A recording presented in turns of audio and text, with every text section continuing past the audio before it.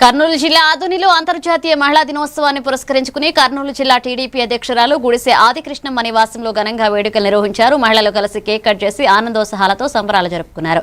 ఈ సందర్భంగా మహిళల పాత్ర సహజ నిర్మాణంలో అత్యంత కీలకమని, ప్రతి రంగంలో తమ ప్రతిభతో ముందుకు సాగుతూ సమాజానికి ఆదర్శంగా నిలవాల్సిన అవసరం ఉందని చెప్పారు. మహిళల గౌరవం, భద్రత, సమాన హక్కులు కలిగిన సమాజానికి కృషి చేయాలని పిలుపునిచ్చారు. ఈ కార్యక్రమంలో స్థానిక మహిళలు పెద్ద సంఖ్యలో పాల్గొన్నారు.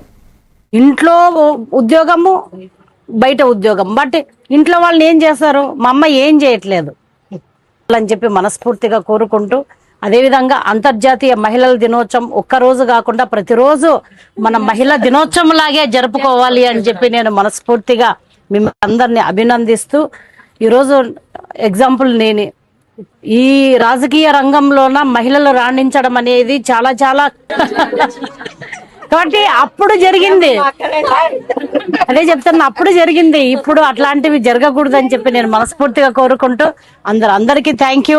మన వృత్తుల్లో మనం చాలా నీతి నిజాయితీగా ఉంటే ఎవరు ఏమి మనల్ని చేయలేరు. కాబట్టి అందరం సంతోషంగా ఉన్నాం. వన్స్ అగైన్ అంతర్జాతీయ మహిళా దినోత్సవ శుభాకాంక్షలు తెలియజేసుకుంటూ